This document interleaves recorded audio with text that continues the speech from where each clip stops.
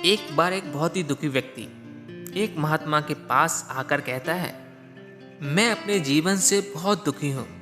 मैं अपने बीवी बच्चों और अपने परिवार को भी खुश नहीं रख सकता।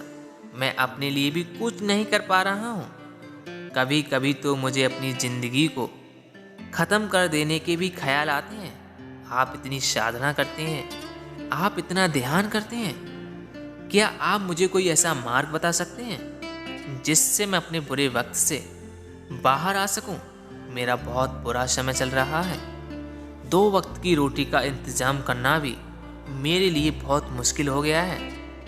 अब आप ही बताइए कि ऐसे वक्त में मैं ज़िंदा रहूं तो कैसे रहूं? ऐसे में अपने परिवार को खुश रखूं तो कैसे रखूं? कृपा करके कोई साधारण सा तरीका बताने की कृपा करें ताकि मैं आसानी से समझ सकूं, क्योंकि मैं बहुत पढ़ा लिखा नहीं हूं।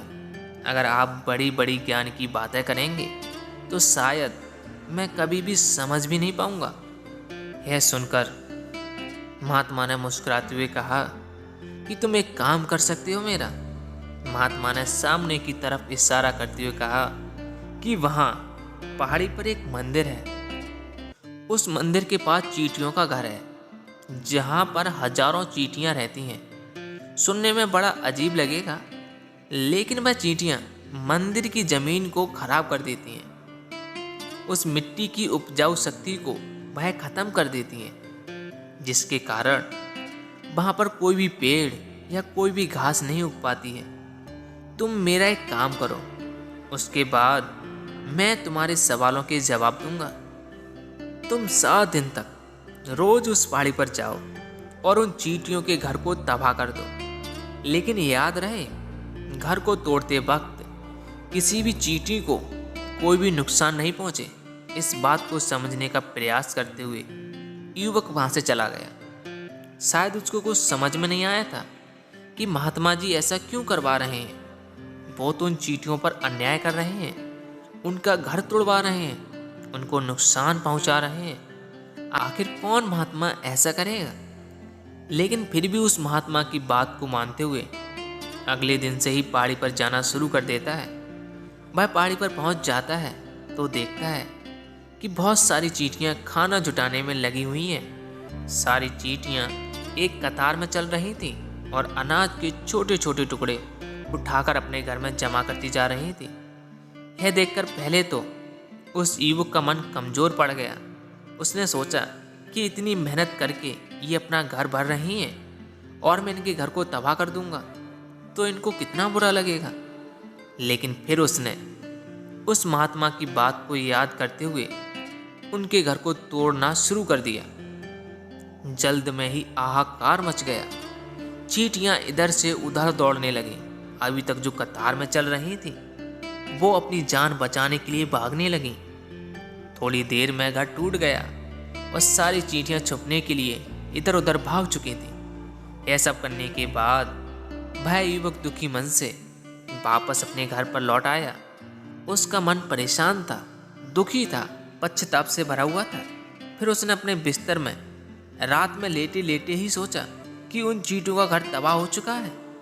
वहां वापस जाने से क्या प्रयोजन है, क्या फायदा होगा? महात्मा जी ने चींटियों के घर को तोड़ने को कहा था, जो मैं पहले ही कर चुका हूं। लेकिन कुछ सोच समझकर अगले दिन उसने फिर से जाने का निश्चय किया और सुबह सुबह उठकर वापस उसी पहाड़ी पर पहुंच जाता है।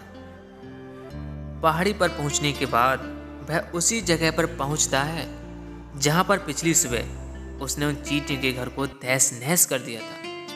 लेकिन वह यह देखकर बहुत ज़्यादा हैरान हो जाता है कि वह चींटियों ने फिर से अपना घर उसी जगह पर बना लिया था और अब वह फिर से अपने घर के लिए सामान इकट्ठा करने में जुटी हुई थी।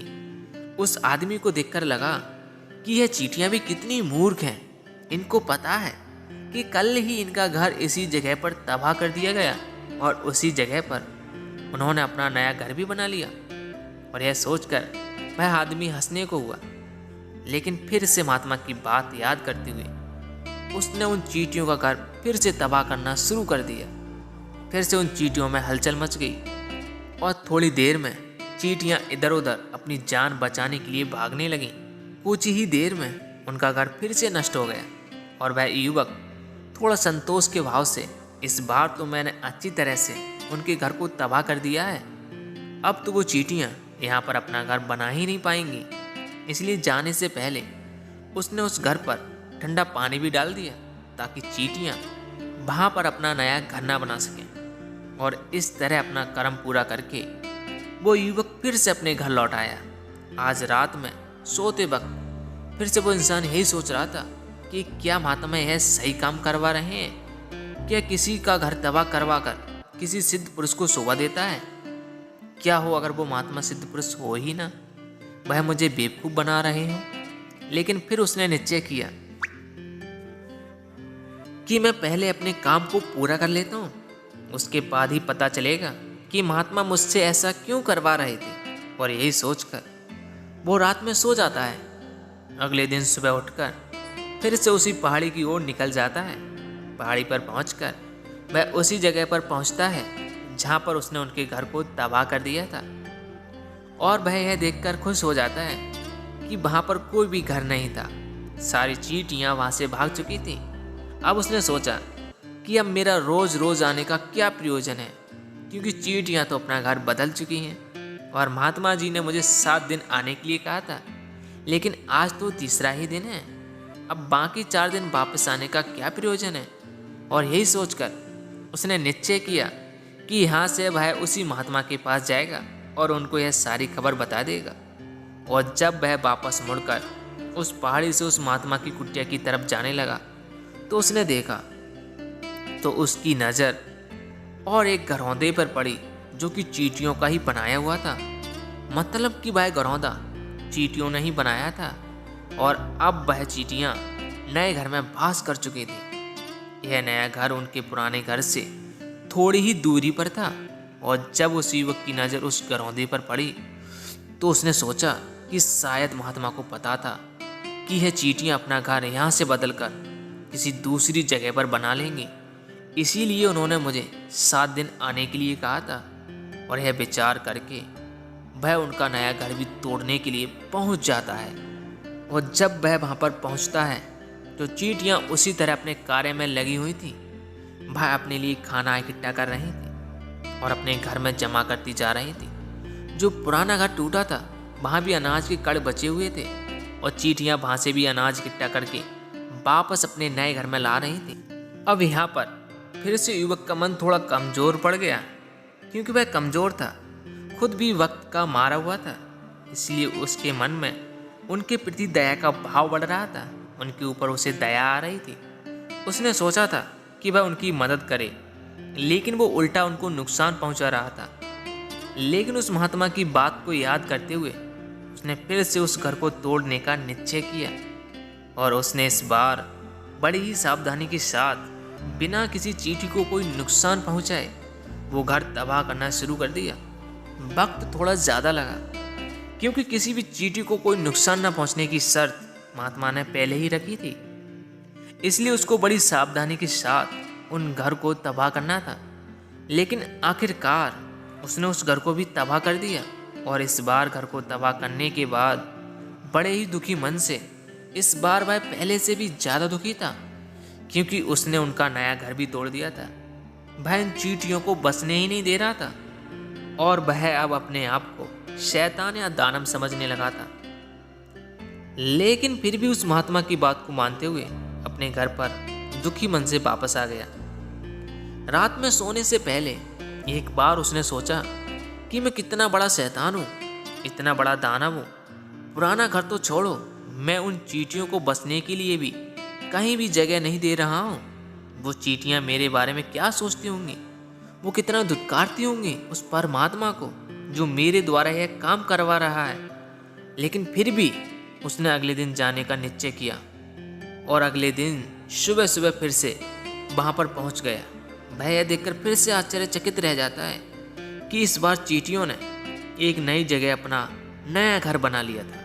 वो पहले से भी ज़्यादा ऊर्जा के साथ काम कर रही थी और उन्होंने एक रात में पहले से भी बड़ा घर बना लिया था और वह फिर से अपना खाना और अनाज इकट्ठा करने में जुटी हुई थी। यह देखकर उस आदमी को लगा कि ये चींटियाँ किस मिट्टी की बनी हुई हैं। मैं इनको बार बार यहाँ से भगाने की कोशिश कर रहा हूँ, लेकिन ये बार बार अपना घर ही बना लेती हैं। क्या इनको पता नहीं है कि मैं इन्हें यहाँ पर कभी भी बसने नहीं दूंगा? यह चींटी है, दिखने में इतनी छोटी है, लेकिन फिर भी यह मुझसे हार नहीं मान रही है। बड़ी ताज्जुब की बात है। और इस बार उसने गुस्से में उस घर को तहस नहस करना शुरू कर दिया। लेकिन इस बार तहस नहस करते हुए कुछ चींटियां वहीं पर मर गईं। उसके पैरों तले कुचल दी गईं। कुचलने के बाद जब वह अपने अहंकार से बाहर आया तो उसने देखा कि गुस्से में उसने उन चींटियों को कितनी क्षति पहुंचा दी है। उसका मन पश्चाताप से भर गया और वह रोता हुआ अपने घर की तरफ बढ़ गया। रात में सोते वक्त उसने सोचा कि मैं उन चींटियों पर बहुत ही ज़्यादा अत्याचार कर रहा हूँ। अब इससे ज़्यादा अत्याचार मैं नहीं कर पाऊँगा। और यही सोचकर वह अगले दिन उन चींटियों के लिए अपने घर से थोड़ा आटा लेकर उसी पहाड़ी पर पहुँच जाता है। आज उसके मन में उन चींटियों के प्रति श्रद्धा का भाव था, दया का भाव था। आज वो उनकी मदद करना चाहता था। और जब वहाँ पर पहुँचा तो उन चींटियों ने फिर से अपने नए घर को बनाने में काम करना शुरू कर दिया था। वो नए घर को बनाने में जुटी हुई थी। उसने बड़ी करुणा के साथ उन चींटियों को अपना लाया हुआ आटा खिलाया और अगले 3 दिनों तक वो ऐसा ही करता रहा। रोज सुबह जाता और उन चींटियों को अपने हाथों से आटा खिलाता। 7 दिन के बाद युवक उस महात्मा के पास पहुंचकर हाथ जोड़कर बोलता है कि हे महात्मा जी, मुझे माफ़ कर देना। मैंने उन चींटियों के घर को तबाह करने की बहुत कोशिश की। मैंने उनका घर तबाह किया, एक बार नहीं 4-4 बार किया। मैंने उनका घर तोड़ा। उसके बाद मैं हिम्मत नहीं कर पाया, उनके घर को तोड़ नहीं पाया। मैं समझ सकता हूँ कि मैंने आपका काम पूरा नहीं किया और इसके बदले आप मुझे उस तरीके के बारे में नहीं बताएंगे जो कि मुझे मेरे बुरे समय से बाहर निकाल सकता था। लेकिन मुझे इसका कोई खेद नहीं है। मुझे लगता है कि मैंने जो किया वो सही किया, इसीलिए मैं आपसे आज्ञा लेकर वापस जा रहा हूँ। कृपया मुझे वापस अपने घर जाने की आज्ञा दीजिए। यह सुनकर उस महात्मा ने मुस्कुराते हुए कहा कि बंते, कहाँ चल दिए? रुको तो सही, जलपान तो कर लो, थोड़ी देर ठहर जाओ, उसके बाद चले जाना। और यही कहकर वह महात्मा उसके लिए पानी लेकर आते हैं। पानी पिलाने के बाद महात्मा उस युवक से पूछते हैं कि तुम मुझे यह बताओ कि आखिर तुम उन चींटियों के घर को तबाह क्यों नहीं कर सके? वो चींटियाँ तो इतनी छोटी छोटी हैं और तुम इतने विशालकाय हो, इतने बड़े हो, इतने शक्तिशाली हो, फिर भी तुम नहीं कर पाए। इसका जवाब देते हुए उसने कहा, मैंने उनका घर तबाह कर दिया था, बार बार किया था। एक बार तो मैंने गुस्से में उन चींटियों को भी मैंने हानि पहुंचा दी थी। लेकिन जिस दिन मैंने उनको हानि पहुंचाई थी उसी दिन मेरे को लगा कि मैं इनको क्यों हानि पहुंचा रहा हूं, और उसी दिन से मैंने उनको क्षति पहुंचाने की बजाय, नुकसान पहुंचाने की बजाय उनकी सहायता करनी शुरू कर दी। यह सुनकर उस महात्मा ने कहा कि यही तो सीखने की बात है। एक छोटी सी चींटी हमें जीवन का संदेश दे जाती है। मैंने तुम्हें उन चींटियों का घर तबाह करने के लिए नहीं भेजा था। मैंने तुम्हें भेजा था ताकि तुम उन चींटियों से कुछ सीख ले सको। तुम्हें क्या सीख मिली उन चींटियों से, क्या तुम मुझे बता सकते हो? यह सुनकर उस युवक ने पूरी कहानी बयां कर दी। पूरी कहानी सुनने के बाद महात्मा ने मुस्कुराते हुए कहा कि बंते, पहली सीख जो उन चींटियों से लेने की थी वो यह थी कि तुमने कितनी बार उनके घर को तोड़ने की कोशिश की, कितनी ही बार प्रयास किया कि उनका घर तबाह हो जाए, लेकिन वह हर बार अपना नया घर बना लेती थी। उन्होंने कभी भी हार नहीं मानी। अगर वह हार मान लेती तो वो चींटियां तुम्हें वहां पर कभी नहीं मिलती। जीवन कार्यशीलता का नाम है, कर्मशीलता का नाम है। लेकिन आप मनुष्य 1-2 बार हार मिलने पर ही टूट जाते हैं, हताश हो जाते हैं और फिर जीवन में प्रयास नहीं करते। और कुछ लोग तो अपनी जिंदगी को खत्म करने पर उतारू हो जाते हैं। लेकिन जानवरों में तुमने एक बात देखी होगी कि वो अपना जीवन स्वयं से कभी खत्म नहीं कर सकते हैं। तुमने कभी नहीं सुना होगा कि किसी जानवर ने आत्महत्या कर ली, चाहे वो जानवर कितना ही भूखा क्यों ना हो, वो कितना ही दुखी क्यों ना हो, लेकिन वो अपने जीवन के लिए हमेशा संघर्ष करता ही रहता है।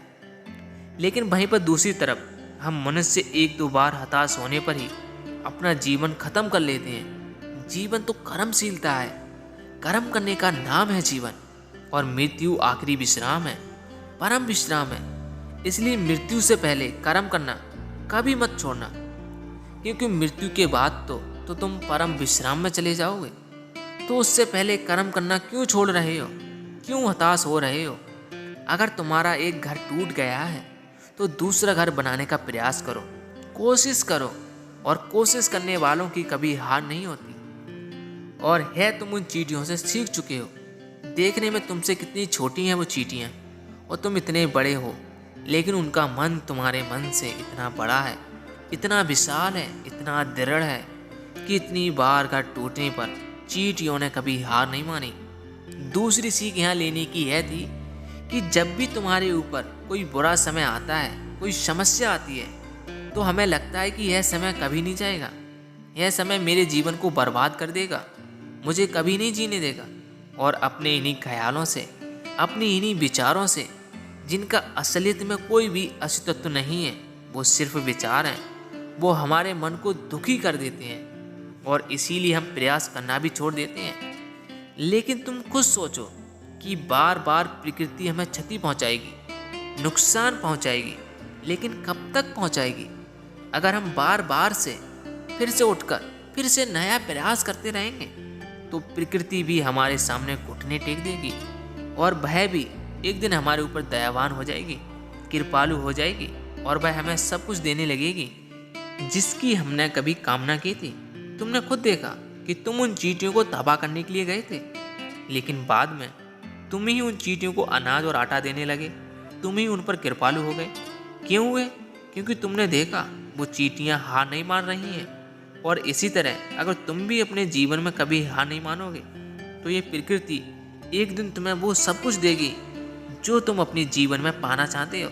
इसलिए दो सीख याद रखना: कर्मशीलता, कार्य करते जाना, और दूसरा, एक न एक दिन प्रकृति तुम्हारे उस कर्म का फल जरूर देगी। तो दोस्तों, कैसी लगी ये कहानी कमेंट सेक्शन में ज़रूर बताएं। अगर कहानी अच्छी लगी हो तो चैनल को सब्सक्राइब और वीडियो को शेयर करना मत भूलिए। तो मिलते हैं अगली वीडियो में, तब तक के लिए अपना और अपनी फैमिली का ख्याल रखें। जय हिंद साथियों।